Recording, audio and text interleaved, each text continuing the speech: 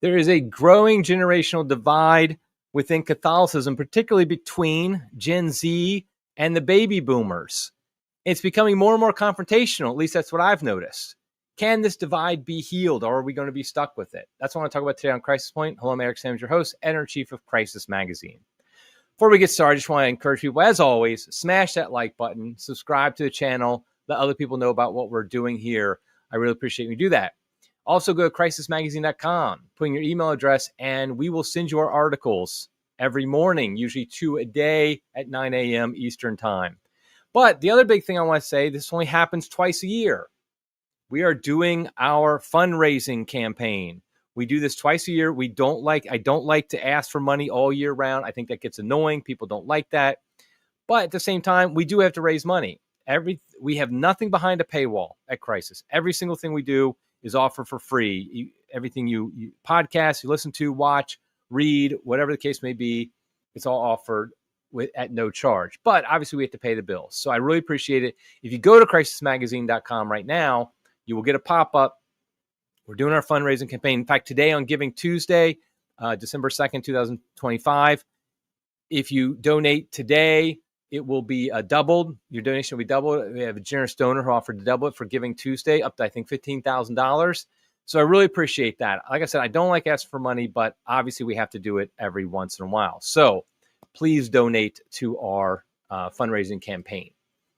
Another thing I wanted to bring up was it is December, which means you were probably thinking about, hopefully about Advent first and foremost, but also about Christmas shopping, about what you're going to buy for people in your life. Well, I have a recommendation. If you have a science fiction lover in your family or somebody you know, maybe perhaps a young man who likes science fiction, and perhaps he's not completely practicing the faith, but you'd like to give him a good science fiction book that will not undermine the Catholicism in any way, shape, or form. Well, I recommend my book, Shard of Eden. It's my new science fiction novel. It has a very Catholic ethos, but it's a good science fiction story. I've had a great response to it.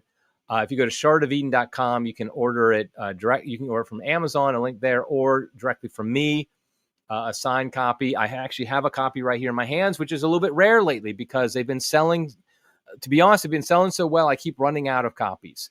I do know I have at least, I think, about 20 or so more copies until I run out again. I did put another order in, but they won't come until after Christmas, which means if you want to get something, a signed copy for somebody for Christmas, you need to order it from me very soon. Obviously, Amazon's going to have it available all the way up till right before Christmas, to get to by Christmas if you want to get there, but that's not a signed copy. So anyway, I want to let people know about that. Okay, so the topic today is the generational divide in the church. And it really is this generational divide in culture, in society, in politics, and everywhere that's happening. I've been actually thinking about this a lot because I keep seeing it over and over again.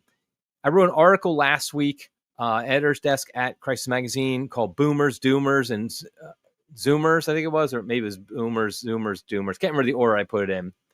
But it was about a lot of the generational divide that we have in the church that we're seeing. And it's something I've noticed that people are becoming more and more obsessed with this.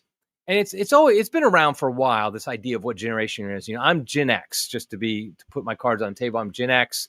I'm not baby boomer, not millennial, I'm Gen X.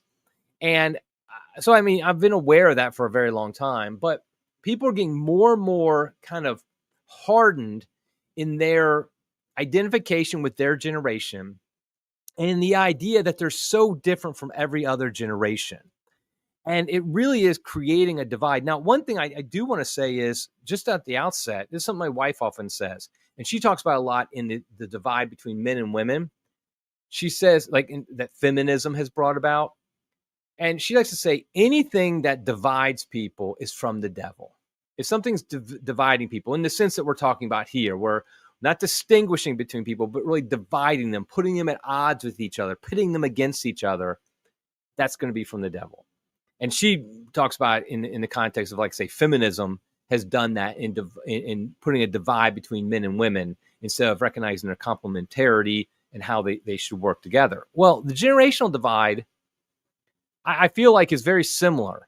in that it really is kind of bringing us apart, taking us apart, not bringing us together. So ultimately, I think when it gets to an extreme, it is from the devil. So I want to talk a little bit about that generational divide we're talking about. In the church, it's kind of, it's pretty blaringly obvious the differences between the generation. Now, okay, first of all, before I continue, if you're somebody who's so sensitive, you're going to get triggered by me talking about boomers or criticizing Gen Z because like you feel like you're a victim or whatever the case may be, just go leave the podcast now. You just won't be able to handle it. I'm going to make statements that are generalizations. And it's not, if I say something about boomers do this, I know if you're 65 years old and you love the traditional at mass, I'm not including you. I mean, just understand we make these generalities because they are generally true. Doesn't mean every single person in every generation fits it to a T. Okay, so in the church, though, it's pretty obvious. If you go, like I lived down in Florida in a retirement community area for about 5 years. And boy, it was boomer central. And you could really see it in the different parishes.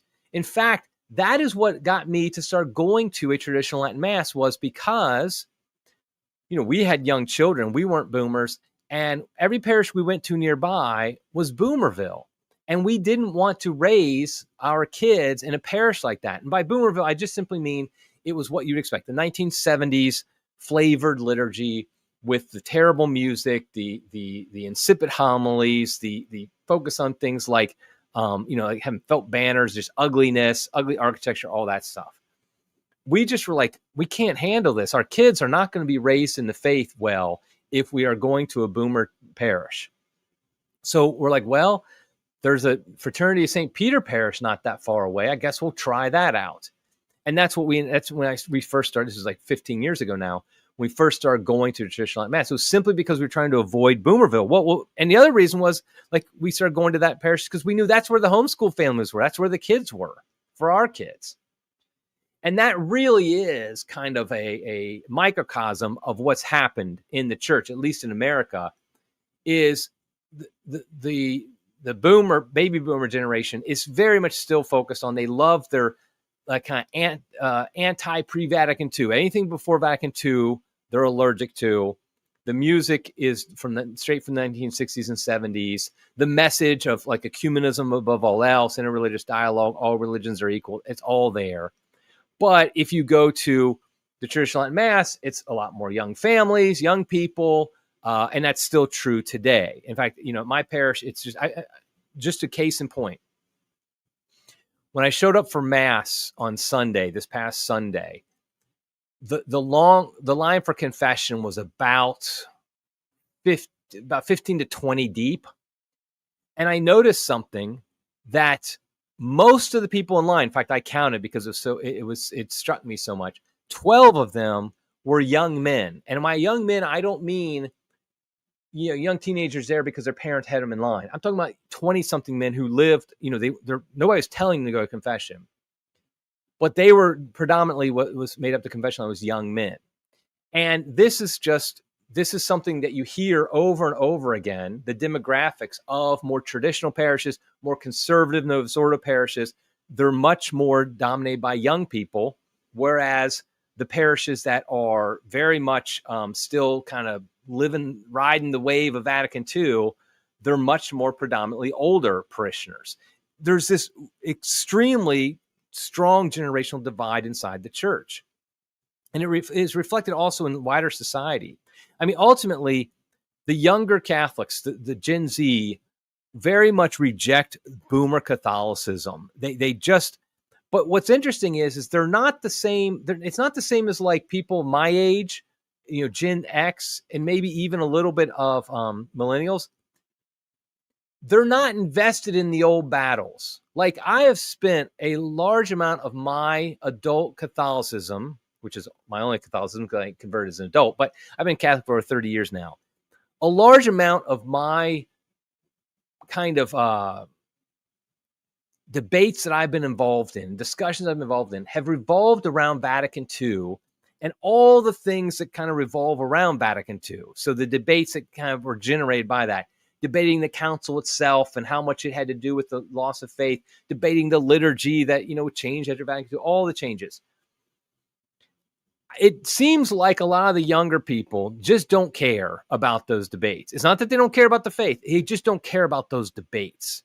They're not invested. First of all, they're not like the boomers that they're invested in Vatican II, like they have some emotional attachment to it. But they're also not really invested in a lot of the battles of the next generation or two, like my generation, of trying to fight over Vatican II. They clearly prefer more traditional forms of liturgy, more traditional forms of practicing the faith. But that doesn't mean they go out and are like, oh, let's go debate Vatican II. I also think it's reflected a little bit in how their attitudes towards the papacy, towards the Pope. That's been another big thing, during the Francis years. Like every debate, every discussion was about Pope Francis. And it does seem like Gen Z is a little bit not, they have a respect for the papacy, and they don't really feel like fighting against it when it does something wrong or whatever. It's just kind of like, let's just practice our faith. So there's a certain, whereas, the boomers, if you say anything critical of the Pope, like Pope Francis, I should say, it was like their minds blew. At the same time, a lot of people of my generation, like Gen X, they couldn't say anything good about Pope Francis. It was like just they had to always attack him, and they've kind of transferred that to Pope Leo now. And that's obviously a very unhealthy way of doing it. And so what do we see here then is the fact that historically what's happened is the church has changed radically in the 1960s and 70s. Now, we call this like the boomer generation then, but remember, they're not the people who were in charge when all the changes were made. It was actually the generation before them that made the changes, most of them. That being said, they did embrace them and really ran with them. And, they're the ones who made the parishes like they are. They were the dominant force that made them like they are. And what happened was my generation, Gen X, and millennials as well, they simply left the church. They simply said, okay, this isn't something attractive to me. This isn't something I think is helps my life. They found things outside the church that were more attractive to them than the church, than the insipid homilies, the just terrible liturgies and all that. It was better for them just to go elsewhere. Some went to like evangelical Protestant parish churches where they had on fire preaching. They really, were hardcore about, moral teachings of the church, of Christianity, things like that. But then a lot also just left and became atheists and embraced that. Gen Z has been a little bit different because there's so many generations removed from the changes. Like their parents had already left the church, if they left the church, or their parents were already into the church, like it's remained. So most of them, though, their parents just simply didn't practice the faith anymore. So they weren't raised by that. So what we're seeing is we're actually seeing a large amount of conversions to Catholicism in this generation that wasn't raised with any, really understanding, knowing the Catholicism or anything like that. It's people who aren't even cradles. They grew up Protestant, or they grew up nothing. Actually, is more likely they grew up nothing. That's one thing I've noticed. I've been teaching RCIA, OCIA, conversion class, whatever you call it these days. I've been helping teach that off and on for almost 25 years, something like that. And when I started, maybe 25 years ago, almost everybody who was there was a former Protestant. They were coming from Protestantism. There was a few exceptions. I've noticed, though, in recent years, there's more people who are coming from nothing, coming from no religious background at all, particularly young people who are coming from no religious background. And I think that's very interesting to see that. Now, there's still Protestants converting, but it's more people from nothing, especially the Gen Z people. Now, I will say that like my generation, Gen X, we did have a conversion class, so to speak. In the 1990s, a lot of people came into the Catholic Church in America. I'm one of them. I mean, we had over 150, 175,000 people a year coming into the church. Sadly, however, a lot of them ended up leaving. I mean, the numbers just show this. We're now having a next kind of our second, the next generation of a conversion class with these Gen Zs. And what I'm praying is that they don't also leave at the same numbers that my generation did, that the Gen Xers did. The people who converted in the 1990s, a lot of them left eventually. Whereas the Gen Z, we don't know yet. I mean, people are coming in, and we just have to pray and hope that they remain within the church as well. But this whole generational divide thing, I think we need to look a little deeper than just saying, okay, boomers bad, Gen Z doing great, whatever. I feel like a lot of people, including a lot of like Catholic influencers, they're really catering. They're trying to cater to Gen Z and trying to be like, okay, how can I be hip and cool to them? Listen, I'm in my mid-50s. I am not cool. I am not hip. There is no way, shape, or form I identify with some 25-year-old young man in the sense of like growing up the same. Now, I don't think the differences are that huge, and I'll get to that in a second.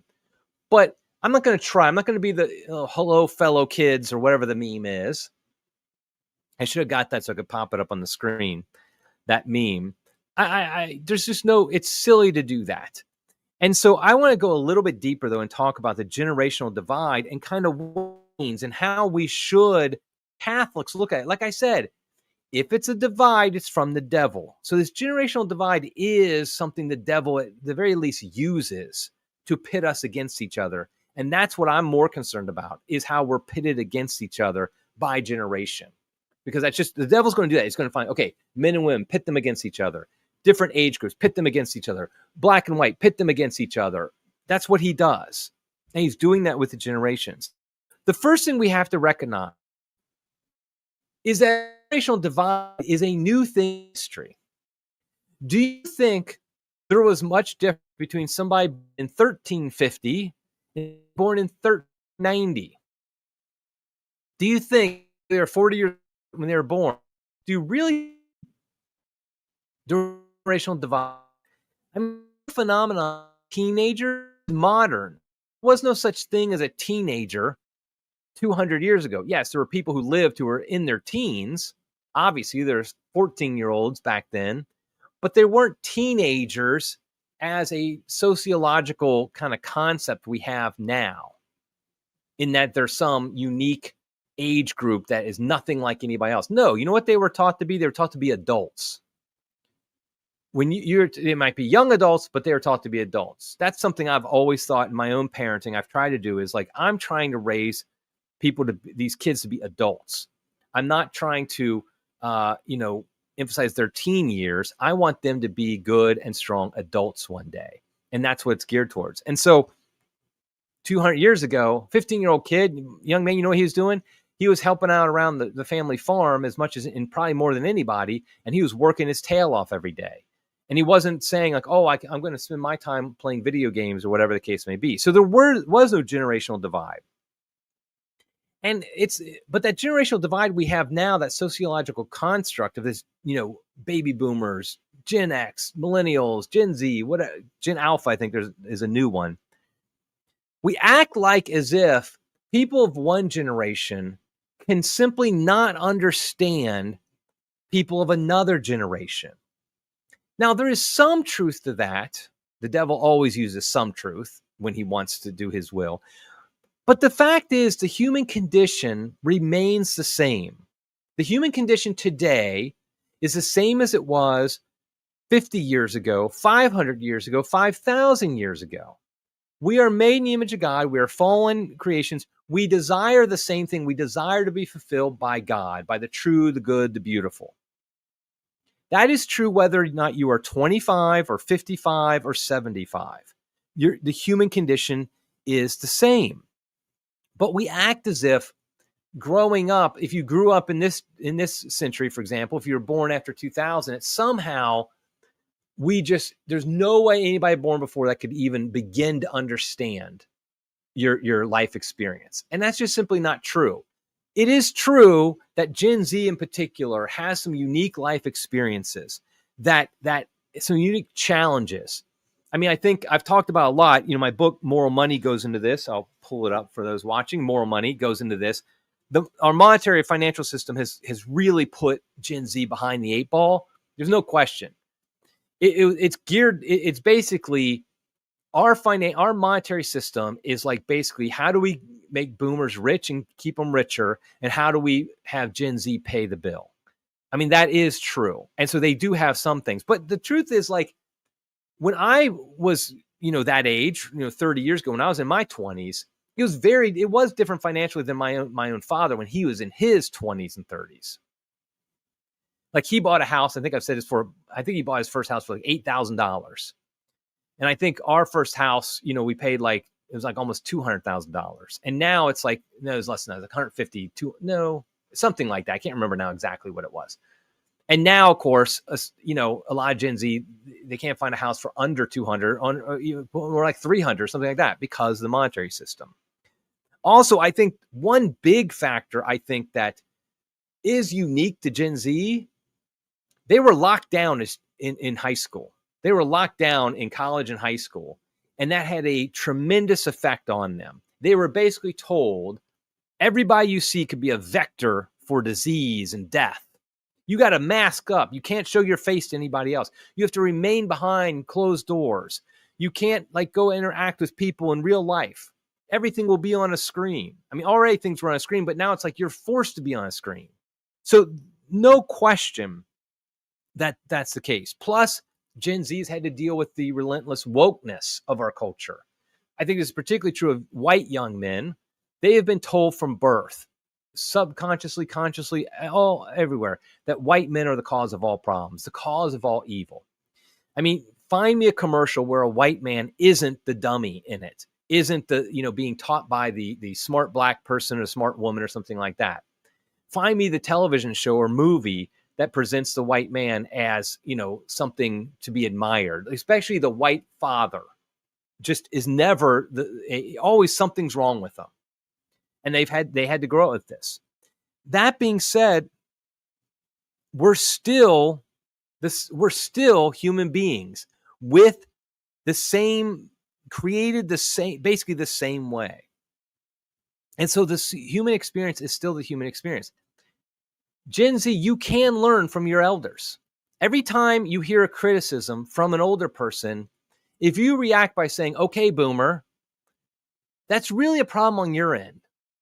Like, one thing here's where I'm going to criticize. I've been very clear in criticizing the boomers. Here's where I'm going to criticize Gen Z. I'm not saying it's not understandable why they're like this, but it's still true. You play the victim card too much. I'm sorry, but Gen Z plays the victim card too much. I'm not saying everybody, but inevitably, when I say something on my, on X or something like that, that suggests that perhaps it's not the worst thing in the world to be Gen Z. It's not the awful in every way. I inevitably get the victim people. The people are like, oh, you don't understand how awful it is. You just don't understand. It's impossible. It's impossible for us to buy a house. It's impossible for us to get married. It's impossible for us to find jobs. I mean, I'm not trying to tout my own horn or anything like that. But I have a son who's 22, happily married, has a job, and owns a house. So don't tell me it's impossible. I'm not saying it's not difficult. I'm not saying there aren't sacrifices you don't have to make in order to make that happen. But it is possible. I also have two sons-in-laws who are also in their 20s, have jobs, happily married.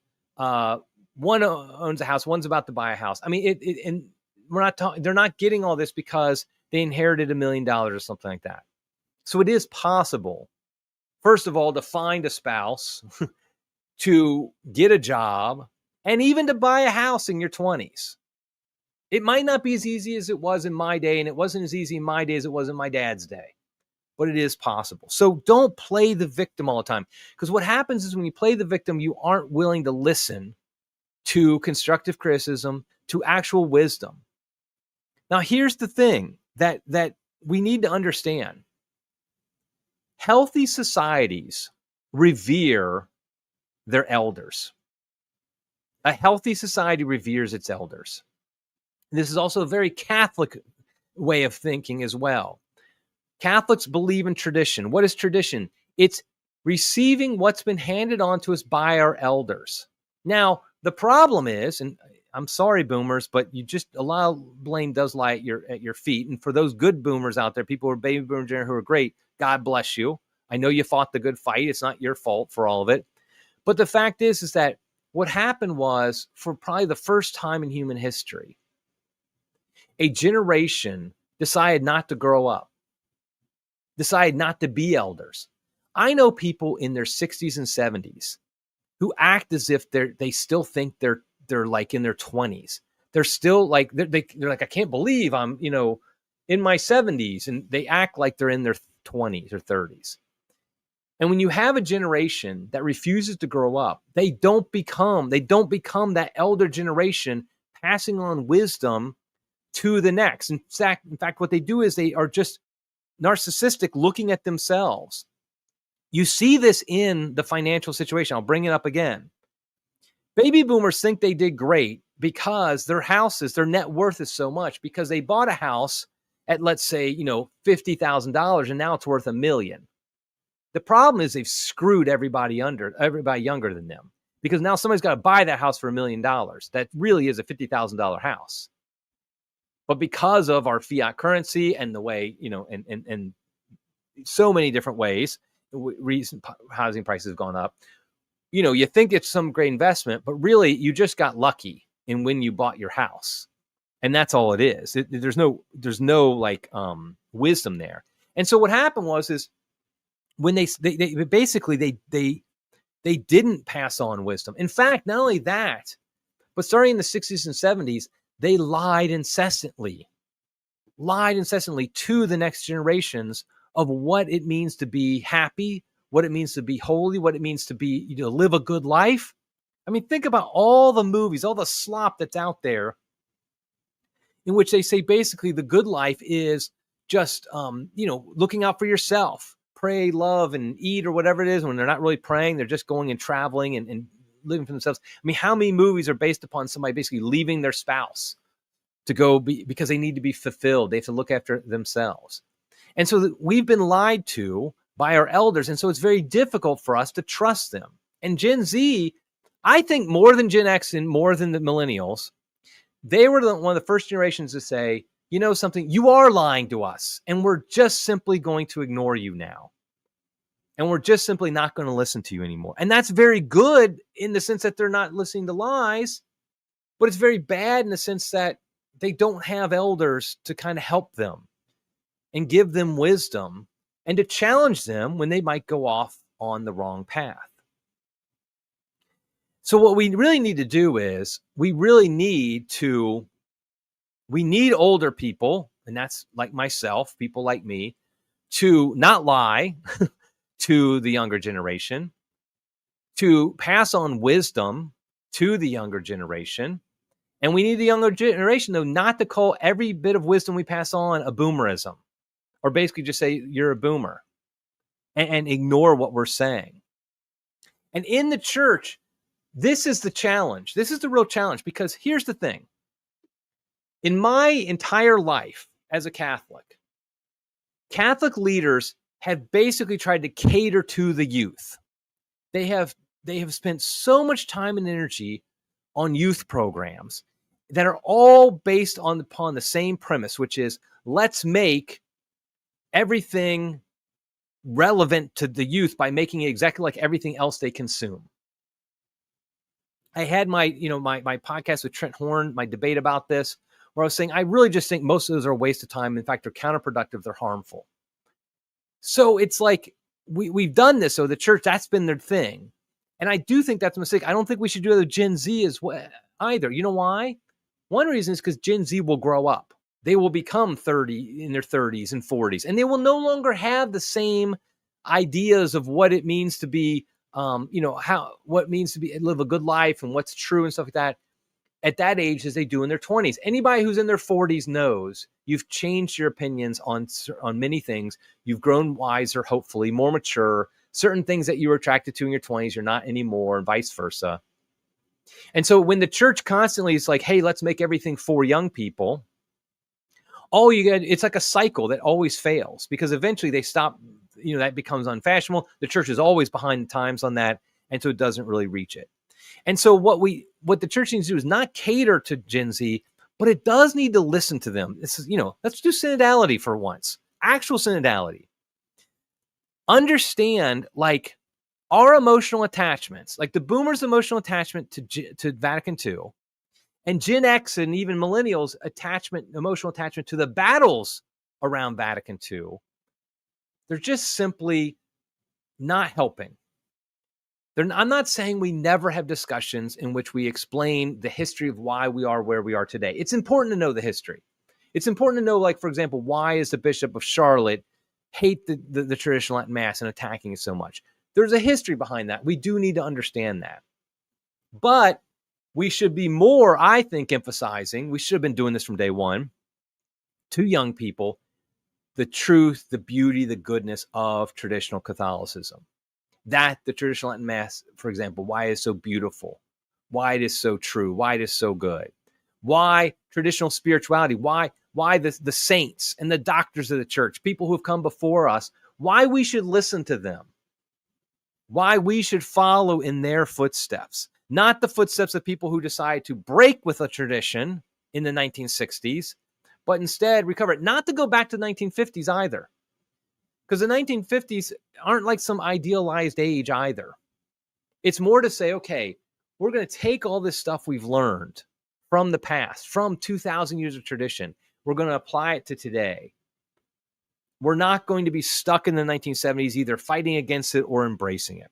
This is something that I will just say the bishops are so out of touch about. They're just unbelievably out of touch when it comes to this. I mean, you just saw it when that Cardinal Pierre at the USCCB meeting, I talked about this in a podcast a couple weeks ago, how he was talking about his whole thing was focused on, we have to basically Vatican II harder, we have to Pope Francis harder, and that's going to revive the church.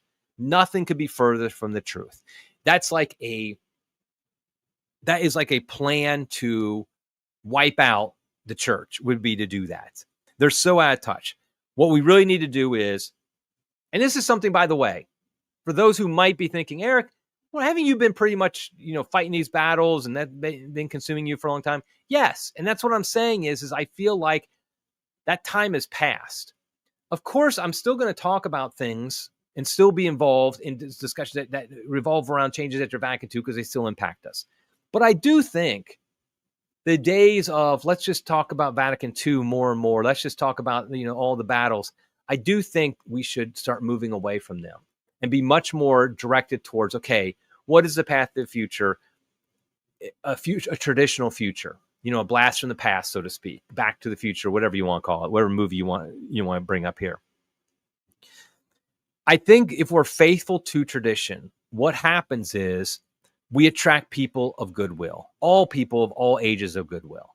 The young person, maybe the young man who is like, hey, I can see I've been lied to my whole life. I can see the society, the culture around me does not bring happiness or completeness or holiness. I want something different. I want something more. Nothing is more than tradition. That's the greatest more we have. So we present that to them. But also people who are maybe in their 40s and 50s, who maybe they're divorced and their kids aren't talking to them anymore. And they're just not living the life. It hasn't turned out the way they had hoped it would. We can point them to a better direction. By pointing to tradition, we point them to Jesus Christ and a deep following of Jesus Christ, a discipleship with him, where they can get out of that, realize that, life is more than the mistakes they've made in their life. And so maybe even some boomers will listen to us who have embraced the boomerism of the past years. So I really do think we have to make it, as I think church leaders in particular, Catholic influencers, and people like that, whatever you want to call them, we need to not be so consumed with the generational divide, but instead present the truth for all, that is beyond generations. Jesus Christ is the same today, yesterday, and tomorrow. He always is the same, and he always is the solution to our problems. No matter how we grow up, Jesus Christ is the solution to our problems. And we only find him in fullness in the Catholic Church. If we present that vision, it doesn't matter what generation the person is, it's going to be attractive to them if they are of goodwill. So, okay, let me grabbing the live chat here. I appreciate everybody in the live chat as always. On Tuesday afternoons when I do the live show, you can jump in the chat, make your opinions known. I think there was a good debate going on. I could see the chat, running through today. So let me see some things. One says, Catholic Church, the only institution that the old say to get with the times and the young want to be like, yeah, it is a funny thing. He says the Catholic Church is the only institution in which the old say get with the times and the young want to be like traditional Catholics. It is a funny thing in the Catholic Church where we are today, that the old want to be the hip and relevant. They act like that. And the young are like, can we just go back to the way it used to be before I was even born, before my parents were even born? That seems better than what we got now. It is very true. Okay, Anna Kate says, we don't think the young are wiser than the old. We think the preponderance of history is wiser than one generation who happen to be old right now. That's beautifully said. Yeah, I think she was responding to somebody who said that trads think that like the young are wiser than the old. Anna Kate hits it right there on the head. Because it agrees with what I was saying about we need to respect our elders. The problem is there is a generation that very much did kind of corrupt the process, that decided it was wiser than everybody else, wiser than history, rejected history. And what we're saying is let's just go back to the way things were, where we looked at history and say, okay, these people who have lived through life, they're wise. They know the tradition that they've handed on is wise, is smart, not the tradition they made up in the 1970s. So good point, Anna. Okay, Anna's right. 2,000 years of history and tradition is wiser than the 60s revolution. Yes, exactly. Thank you. I'm not sure how to say your name. El Schizophernan. Anyway, yes, that's what we're trying to say here. We're not saying, because here's what the debate could be. The debate could be, okay, are the 1970s better or the 1950s better? That is a doom for failure debate. Both sides lose. Once you say, you're debating whether the 70s or the 50s are better, that's what you lose. Both sides lose. And I do think the younger people, Gen Z, that's what they think. They're like, and they're smart to think that. What we need to say is, are the 2,000 years approximately that came before the 1960s wiser, or the 60s revolution? That's really what we're trying to say. And obviously, hopefully people watching and listening to this podcast think it's the former. It's the 2,000 years of tradition. August TV says the youth stuff in the church is often just stuff boomers want dressed up as outreach.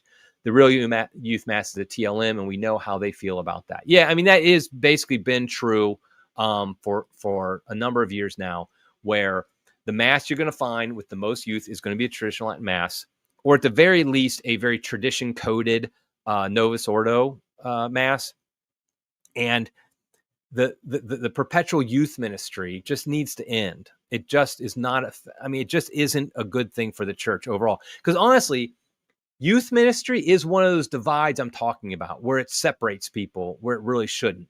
I'm not saying you can't do anything. Like I said in my podcast with Trent Horn, I'm not saying you can't do anything for youth. But I am saying, though, that having a mass for that's directed towards the youth and like everything and like every activity, and like you don't incorporate them into the parish, that is a strategy doomed for failure.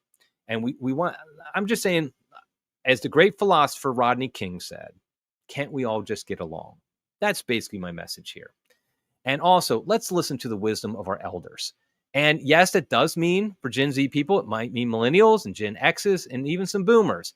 But mostly what it means is let's listen to the wisdom of our elders who came before us for thousands of years. That's really the path forward. Okay, I'm going to cut it off there. I appreciate everybody who joined in the live chat again. Again, like I mentioned, doing our fundraiser right now. Please go to crisismagazine.com and donate. Either a pop-up will come up, or there's a donate link in the upper right, I believe. And donate. Your donation will be doubled if you donate today. Even if you don't donate today, our fundraising campaign is going to be going on for the next few weeks. We might have some more matching gifts that we might announce as well. So I really do appreciate that. And it helps us just keep everything outside of a paywall. Okay, until next time, everybody. God love you.